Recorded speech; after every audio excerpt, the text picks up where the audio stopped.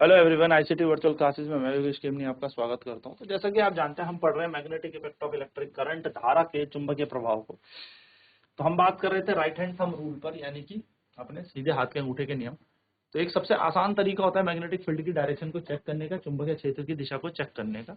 एक convenient way है finding the direction of the magnetic field associated with the conductor, current carrying conductor. So कहता है, imagine that you are holding a current carrying straight conductor in your right hand such that the thumb point towards the direction of the current. तो वो कह रहा है, imagine करो कि आप क्या कर रहे हो, करंट कैरिंग कंडक्टर आपने स्ट्रेट कंडक्टर्स में होल्ड कर रखा है राइट हैंड में, इस तरीके से सच that the thumb point towards the direction of the current, और इस तरीके से कि जो आपका अंगूठा है वो करंट की दिशा में बता रहा है। Then your fingers will wrap around conductor in the direction of the electric field lines of a magnetic field as shown in the figure. तो फिर क्या कह रहा है यहाँ पे कि आपकी जो उंगलियां हैं वो इस तरीके से रैप अप होंगी, जहां पे भी आपकी उंगलियां घूमी हुई होंगी वो आपकी क्या बताएंगी, धारा की दिशा को बताएंगी। This is known as the right hand thumb rule. इसी को क्या कहते हैं, राइट हैंड थंब रूल। तो जैसे कि मान लो इस करंट, इस वाली इसमें करंट फ्लो कर रहा है ऊपर की तरफ, ठीक है, करंट ऊपर जा रहा है।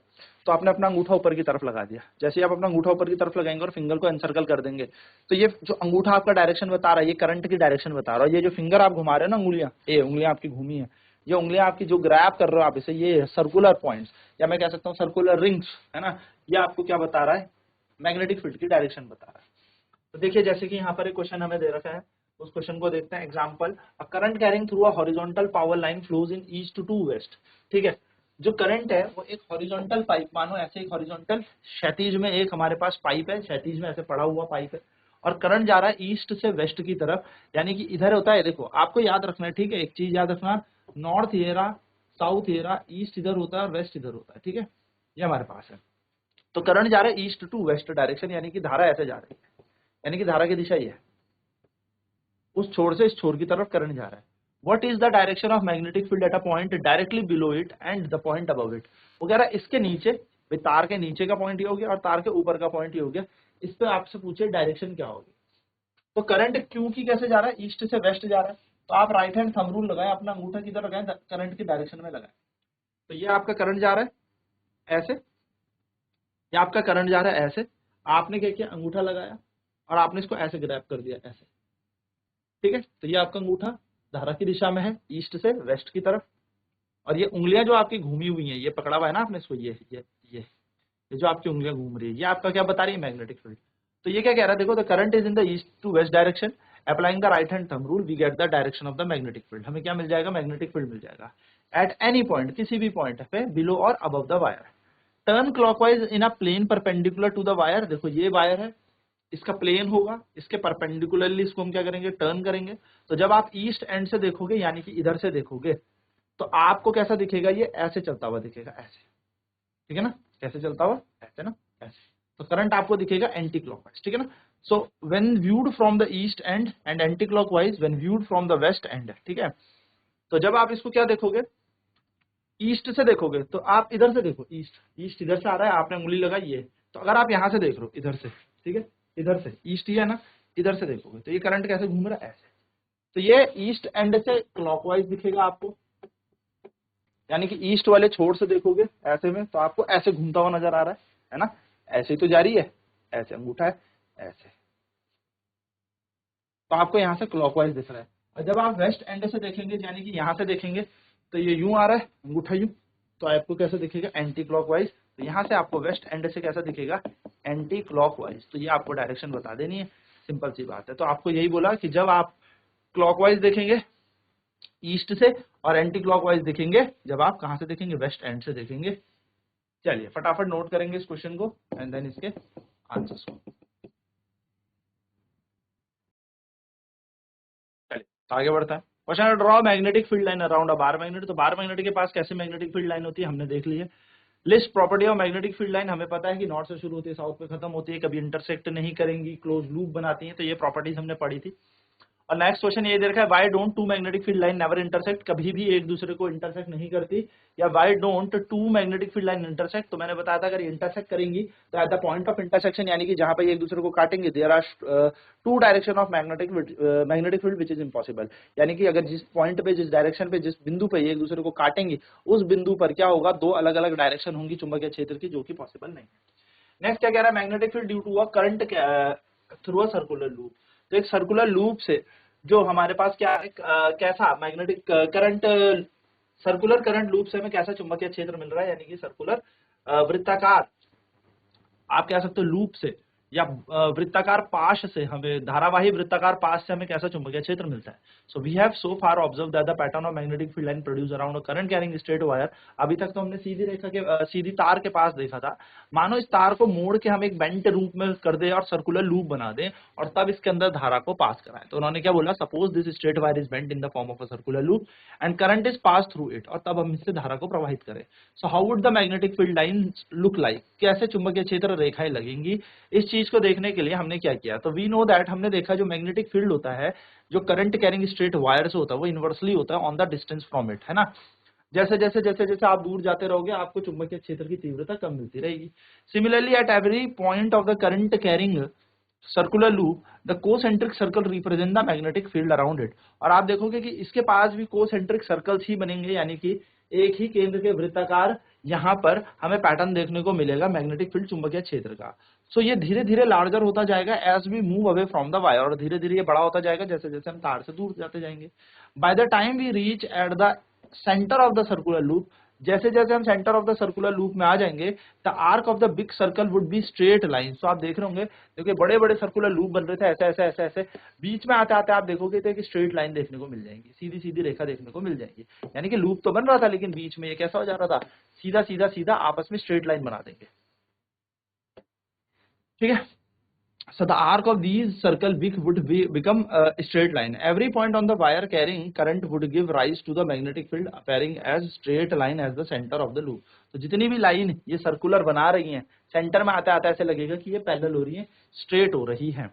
So by applying right hand rule, अगर हम राइट हैंड रूल लगाएं धारा की दिशा के अनुसार, तो हम बहुत आसानी से क्या चेक कर सकते हैं, अपना कंट्रीब्यूट देख सकते हैं कि कौन सी मैग्नेटिक फील्ड लाइन जो है वो आ रही है, कौन सी दिशा में है और कौन से लूप के अंदर है। ये सारी चीजें हम यहाँ पे दे सकते हैं। इस रूल को मैक्सवेल क्रॉक स्क्रू रूल भी बोलते हैं। अगर हम बात करें अपने आप को, तो एक डाइविंग स्क्रू जैसे होता है ना, वो स्क्रू ड्राइवर पेंचकस कहते हैं जिसे, अगर हम उसको घुमाएं तो पेंचकस का घुमाने से होता क्या है, पेंच अंदर की तरफ जाता है दीवार के, यानी कि जिस डायरेक्शन में हमारा पेंच जा रहा है, यानी कि स्क्रू जा रहा है, that is the direction of electric current. और जहां आपका अंगूठा रोटेट कर रहा है वो आपका मैग्नेटिक फील्ड होगा, यानी कि वो चुंबकीय क्षेत्र की दिशा में हमारा अंगूठा घूमता है, ठीक है। तो ये हमारे पास क्या है, लूप से बनने वाला चुंबकीय क्षेत्र पे बात है। ये इंपॉर्टेंट है, काफी पूछा जाता है, ठीक है। चलिए नोट कर लेंगे फटाफट से।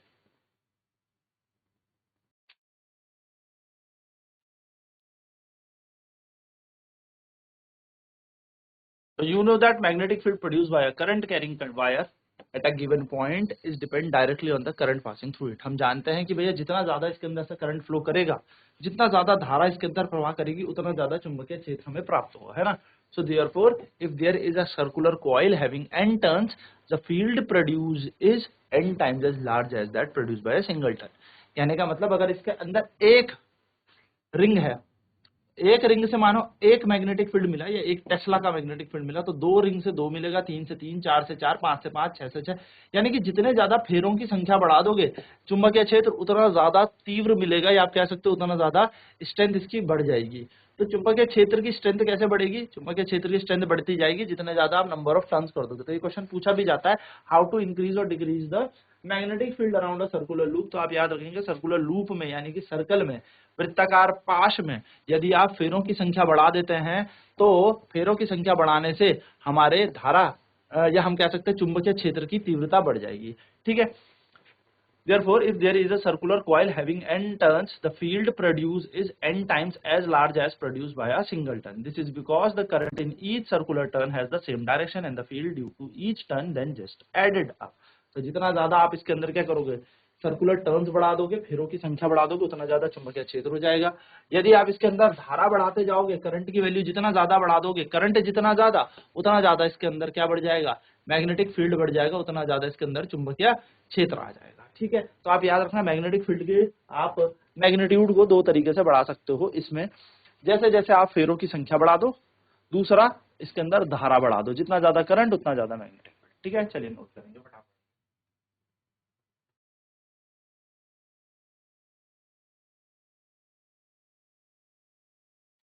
Magnetic field due to a current in a solenoid, तो एक सोलेनॉइड है, अब इससे कैसे मैग्नेटिक फील्ड चेक करो, ठीक है। सोलेनॉइड, तो सोलेनॉइड क्या होती है, एक सर्कुलर वायर होती है, ऐसे एक सर्कुलर वायर है, उसमें लार्ज नंबर ऑफ टर्न है, यानी कि आपने क्या कर दिया, कॉपर की वायर इसके ऊपर बहुत बार लपेट दिया, ऐसे लपेट दी, जैसे धागा लपेटते हैं ना, सुई धागा वाला धागा, रील आती है धागे की, वैसे लपेट दी, ऐसे लार्ज नंबर ऑफ टर्न्स कर दिए। तो कभी पूछ ले सोलेनॉइड क्या होती है, परिनालिका, क्या कहते हैं इसको, परिनालिका। तो अगर हम धारावाही परिनालिका की बात करें तो परिनालिका क्या होती है,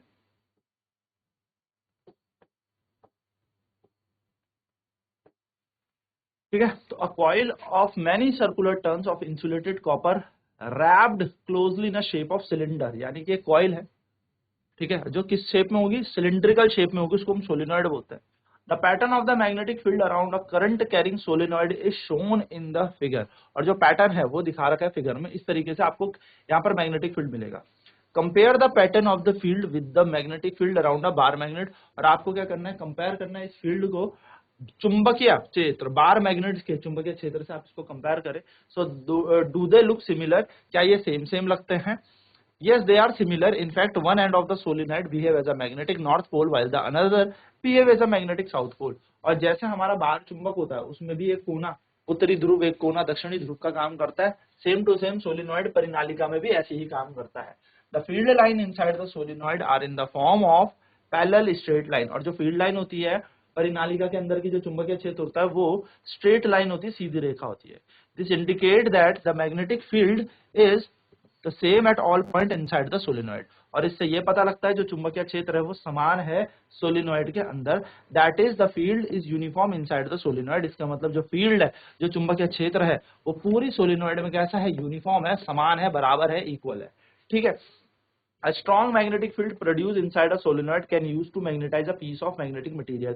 अगर हम इसके पास कोई मैग्नेटिक मटेरियल रखेंगे, जैसे चुंबकीय पदार्थ रखेंगे, कोई चुंबकीय तत्व रखेंगे जो खुद भी चुंबक बन जाता है, जैसे सॉफ्ट आयरन, ठीक है, नरम लोहा, तो नरम लोहा जैसे इसके पास रखोगे या इसके अंदर रखोगे तो ये भी बहुत जल्दी से मैग्नेटाइज हो जाएगा और इसका चुंबकीय क्षेत्र बढ़ जाएगा, और नरम लोहे के ऊपर अगर हम इतने सारे लपेटे कर दे तो ये एक इलेक्ट्रोमैग्नेट वैद्युत चुंबक बन जाता है। तो सोलिनॉइड क्या बनाती है, एक वैद्युत चुंबक, यानी कि एक इलेक्ट्रोमैग्नेट, ठीक है।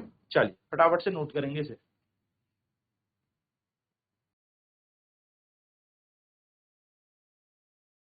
चलो, आगे बढ़ते हैं।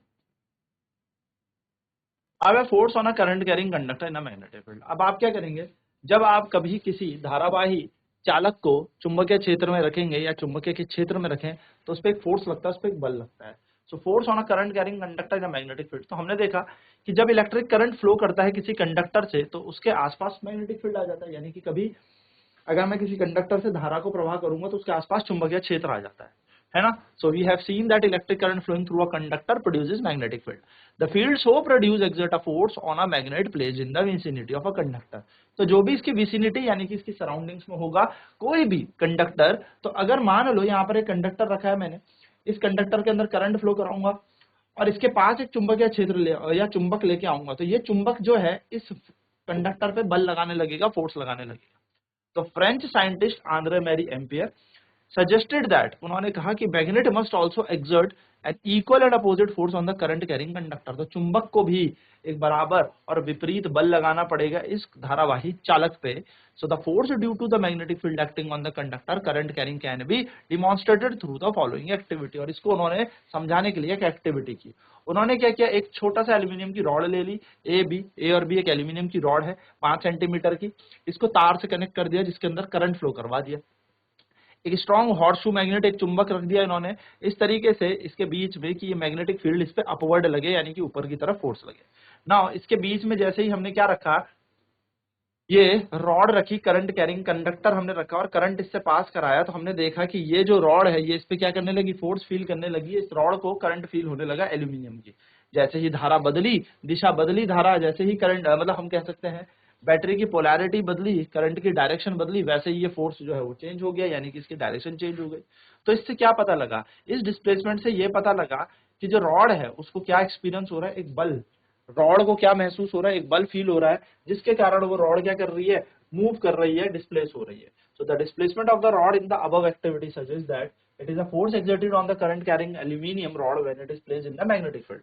तो इस वाली एक्टिविटी से ये पता लगा कि जैसे कि आपने एल्यूमिनियम की रॉड पर धारा प्रवाहित कराई, वैसे ही इस रॉड पर एक बल लगा चुंबकीय क्षेत्र के आते ही। ठीक है, इट ऑल्सो सजेस्ट दैट, इससे यह भी पता लगता है जो फोर्स है वो भी हमारे पास क्या हो जाएगा, रिवर्स हो जाता है, जैसे ही करंट की डायरेक्शन को भी रिवर्स कर देते हैं। धारा की दिशा बदलते ही बल की दिशा भी परिवर्तित हो जाती है। So now change the direction of the field to vertically downward. अब आप क्या करें, फील्ड का डायरेक्शन चेंज कर दे, यानी कि चुंबकीय क्षेत्र की दिशा परिवर्तित कर दे। आप फिर से फील करेंगे सेम टू सेम चीज जो आपने पोल बदलने में की थी बैटरी के, यानी कि मैग्नेटिक फील्ड की डायरेक्शन चेंज करने से फोर्स का डायरेक्शन भी चेंज हो जाएगा। So direction of the force get reverse, यानी कि बल की दिशा यहाँ पर फिर से क्या हो जाएगी, उल्टी हो जाएगी, रिवर्स हो जाएगी। तो इससे ये पता लगता है जो डायरेक्शन ऑफ फोर्स है, यानी कि जो बल की दिशा है, वो किस किस चीज पर डिपेंड कर रही है, करंट की दिशा पे भी डिपेंड कर रही है और मैग्नेटिक फील्ड की दिशा पे भी डिपेंड कर रही है, यानी कि it is depending upon the direction of the current and the magnetic field of the current and the direction of magnetic field, यानी कि ये दो चीजों पर निर्भर कर रहा है, यानी कि जो ये फोर्स लग रहा है, ये बल लग रहा है, इसकी डायरेक्शन धारा की दिशा और चुंबकीय क्षेत्र की दिशा दोनों पर निर्भर करती है।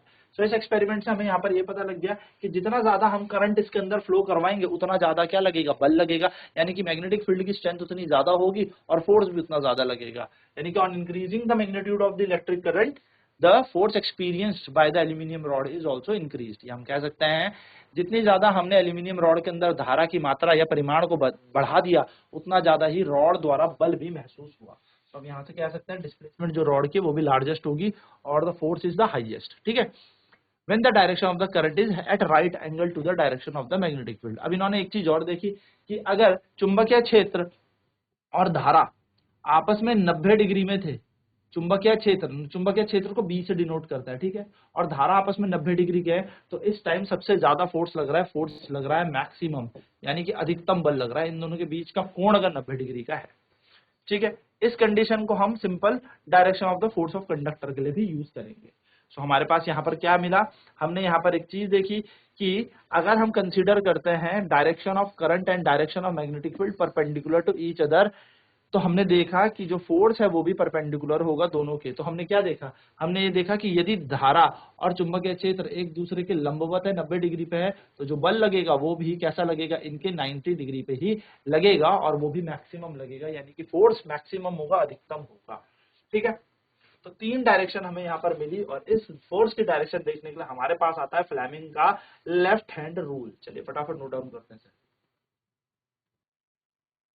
तो ये है बेसिकली डायरेक्शन देखने का तरीका। ठीक है, चलिए अब नेक्स्ट क्लास में बात करेंगे हम फ्लेमिंग लेफ्ट हैंड रूल के, यानी कि फ्लेमिंग के उल्टे हाथ के नियम को। तो आज की क्लास में इतना ही। आईसीटी वर्चुअल क्लासेस में जुड़ने के लिए धन्यवाद। आपका दिन शुभ।